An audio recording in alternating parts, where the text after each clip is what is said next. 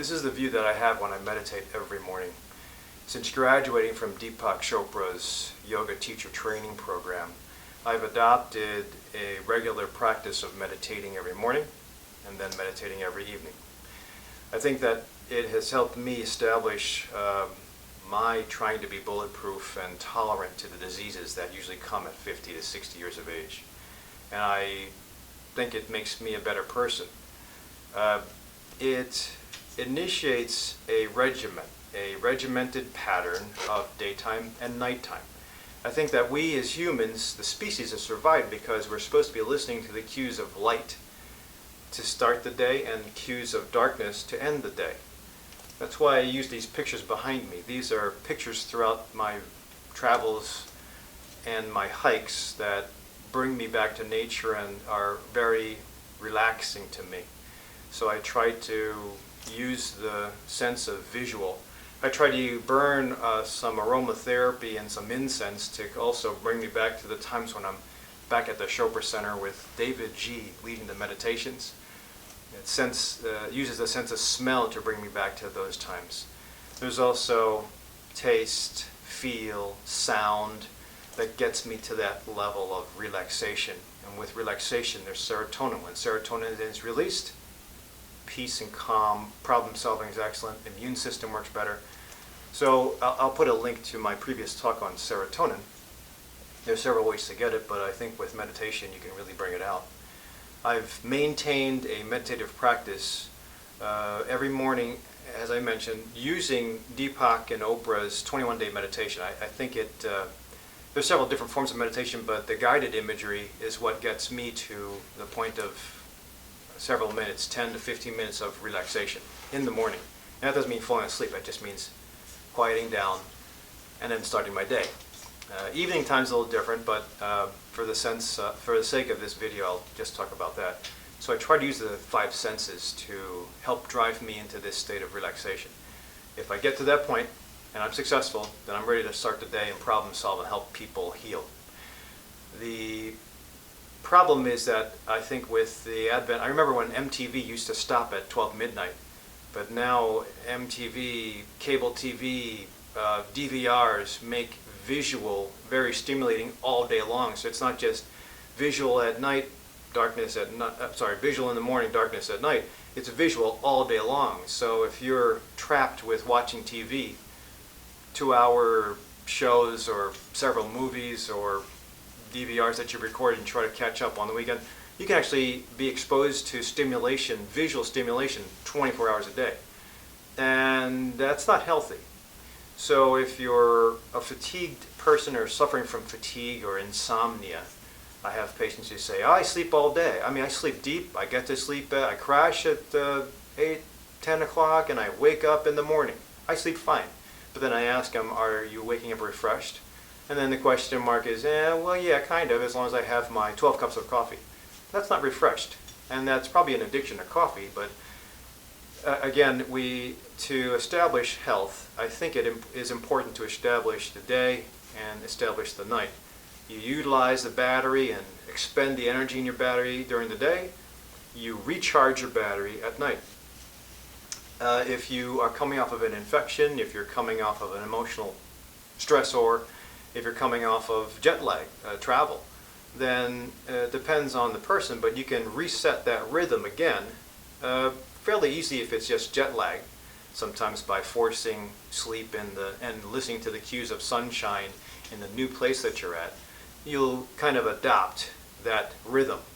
Wakeful day, sleep deep at night. Again, the problem is if you're in the new place and you don't listen to that rhythm and you continue with the old rhythm from before, you're going to be sleeping at the daytime and staying awake all night, which is not healthy after a certain time. So then comes the discussion on a rhythm. I'll bring science into it, but I won't make it too confusing. There's a thing called the hypothalamus. It's an area of the brain that's the master conductor. It orchestrates talk and the other organ systems of the body. So the hypothalamus stimulates the thyroid, hypothalamus stimulates the pancreas, hypothalamus stimulates the adrenal cortex, hypothalamus stimulates the reproductive organs. And there's several other cycles or systems that occur, but those are the big ones.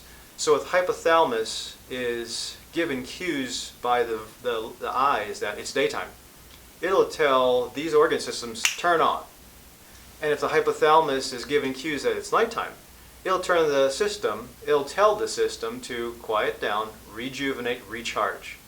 So if we listen to that daily pattern, daytime, nighttime, and you continue, usually it'll work properly. The problem is with chronic pain, that's a stimulus for staying awake, or food groups, that's a stimulus for staying awake and sometimes crashing.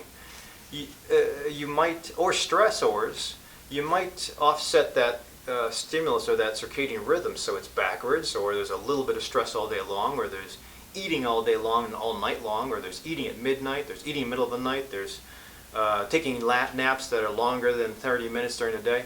All these things will add to a screwed up rhythm. If there's a screwed up rhythm and it's maintained for a long amount of time, that usually leads to sleepless nights and insomnia and daytime fatigue. So again, I think the bottom line is that if you understand that there's a cycle of events that occurs, and if you go off cycle, you can get confused or confuse the system, but I think there's ways to reset the rhythm, which is what I usually tell my fatigue patients to do, is reset your rhythm.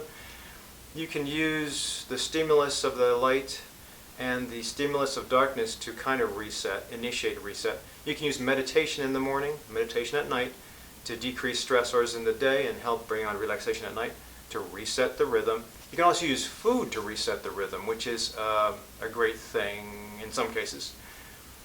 And this is where, I guess, if we talk about the bad side effects of processed food, nutrient-dense foods, then you can understand how food will encourage bad rhythm. So processed food like this cupcake. This cupcake is about 130 calories, not many calories if you're on a 1,500 calorie a day diet. Carbohydrates, about 28. Fiber, about 1 gram. So it doesn't seem too bad when you talk about just the black and white science of what a cupcake is, but it's bad carbs. And if you eat this thing middle of the night because you got nothing else to do and you think you're hungry, or you're in pain and you don't want to take a Norco again, or you don't want to take an anti-inflammatory and you want fast relief, food will give you fast relief because it stimulates a certain part of the brain that relaxes you, like marijuana or alcohol. But if you compare that, well, if you do that, you get temporary relaxation and stimulation of that part of the brain, but you also will have the side effects of that kind of food, and the hormone wave that occurred to relax you from that food will eventually drop you and make you hunt for more food, and then you're totally awake. So eating in the middle of the night, that stuff, not good. Eating natural food, this is a banana, medium-sized banana. It's cool because you can see the expiration date on this banana is coming up. The expiration date is the brownish discoloration. But just speaking on macronutrient terms, this banana, it's about 100 calories, it's about 25 grams of carbohydrates, it's about 3 grams of fiber. So it's about equal to that cupcake I just showed you. But this has sugar too, as I just mentioned. There's sugars in this and sugars in that cupcake. But this is usually low glycemic index. So if you have something that has a low glycemic index, relatively low, and a high glycemic index, aside from those macronutrient measurements, those measurements I just mentioned, there are side effects to eating this stuff. If I were to eat this at night, no question that the carbohydrate load in this would probably still stimulate the stomach, still stimulate the pancreas and the liver to do something.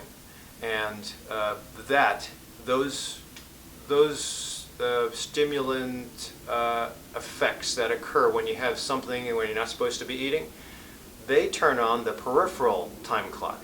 The hypothalamus is a central time clock that orchestrates good wakefulness and good sleep. And you can reset that time clock. Reset that time clock and you'll have a better day, have a better night. You can also reset the time clock with the peripheral time clock. or that stimulates the pancreas and the stomach and the liver to start secreting and say it's time to eat.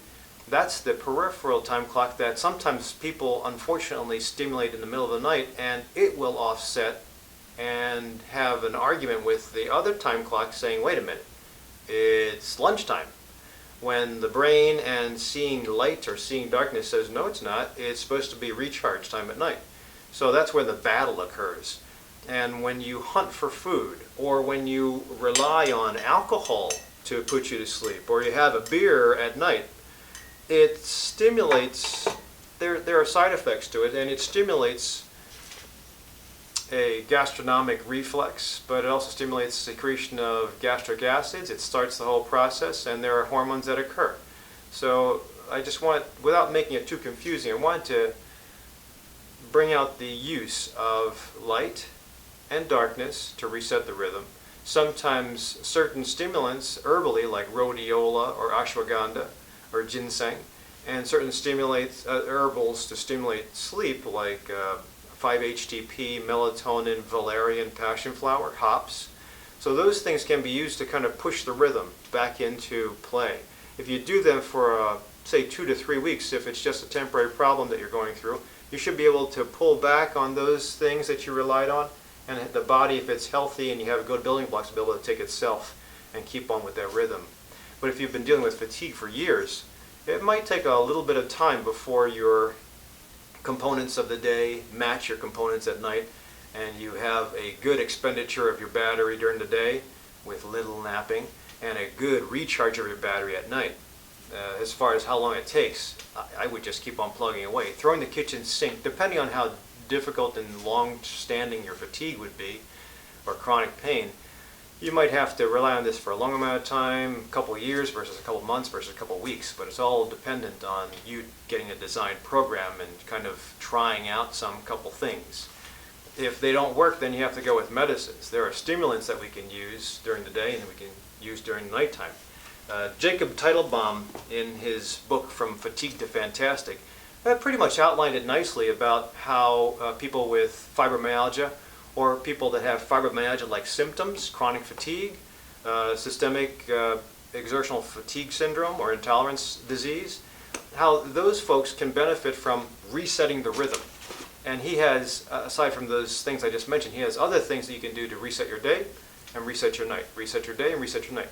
So you always have to take the MD help that can be offered to you to look for any other disease process, help with sleep apnea machines, help with a sleep abnormality, help with psychological issues, help with a true diabetes or heart attack problem. But once you rule that out, then you use the options that are available to you that are safe. And if they don't work, then you use options that are available to you in prescription form, but it has to be from a MD. I think that the use of prescription medicines is helpful. It'll shock some of my patients back into resetting their rhythm quickly, but at the price that sometimes medications will also cause side effects. And there'll also be some addictive values to medicines, especially the nighttime ones. If we use stimulants during the day, whether they're prescriptions or herbs, or activities like exercise, listening to hard rock music, using the 5 senses to wake you up, you have to make sure that the side effects to all those techniques and things you rely on are low and the benefits are high. Same thing at night. If you use certain herbs, most herbs are non-addictive. If you use certain supplements, most of them are non-addictive and the side effects are low. Techniques like relaxation, breath work, 4-7-8 breathing, guided meditation, using the 5 senses to embrace deep sleep, earplugs, visual blinders, comfortable temperatures and clothing, all those things help to get you to a deeper sleep and have the brain relax. Sometimes you have to see a psychologist for helping with anxiety that might be popping up at night because of all the things you had during the day, or just the fact that you can't sleep now and they're anxious because you got to wake up in the morning. So all those things feed into it, but usually those side effects are low. The medicines that we use at night can be addictive. The benzodiazepine families are very behaviorally addictive, not physically addictive, but behaviorally addictive. So there is a reliance on those medicines, so that's why it has to be done with guidance. There are other medicines, psychological medicines, that do help with chronic pain and pain medicines, but as I mentioned with the use of alcohol, this is my last purchased beer from 2010 when I finished my marathon. And using beer to get to sleep also is not the right thing, or using any alcohol, because it might get you to sleep, but usually the alcohol will let up after about 4 to 5 hours when the liver's finished digesting it and the brain is still fired, and you wake up at 3 or 4 in the morning because alcohol is gone. So again, you have to be careful with the things that you're using, whether it's herbals, whether it's alcohol, whether it's marijuana, whether it's prescription medicines. There has to be an endpoint, and if you don't get to the endpoint, then you have to kind of reassess where you are, maybe replan with your team of doctor, healer, ancillary help, and reset the next summit. But ultimately, there's always ways to do it. Food is definitely one way to do it. As I mentioned, taking snacks at night, not healthy. Using macronutrients and dividing up your day, I think, is very important. So if you're trying to reset that rhythm every single day, one of the things you can do if the light isn't enough and the dark isn't enough is to rely on your food as a source of the stimulus. So I usually will suggest my patients can try to consider more protein-based foods during the day, or heavy meals during the day, more carbohydrate-heavy meals towards the evening. Exercise should usually be during the day, and if you get sleepy during the day, you might want to consider something stimulating. I usually rely on tea, and I use loose leaf tea. I don't like bag tea. I don't think it's enough. And there is a little bit of caffeine in tea, but it is stimulating. It's relaxing. It's slow because if you drink too much and it's hot, it's not healthy. But the bottom line is that food can be used to stimulate you. Food can also be used to irritate you during the day. So that's why relying on processed food during the day will usually make the bad hormone wave come. So it might relax you a bit, but if you crash and hunt for other foods in about 2 hours, it's not healthy. You'll just be gaining weight. So be careful with the way you try to recharge the battery and reset your rhythm. I think that using food for mood is important. Understanding its value is important, but also reading and getting educated on how to break down. This is David Katz's book. This is a great book for figuring out how food can be irritating to certain systems and medical diseases, and how food in use with science. He's a great guy, Yale graduate. I saw him lecture at a talk in Chicago, and I'll put a link to that.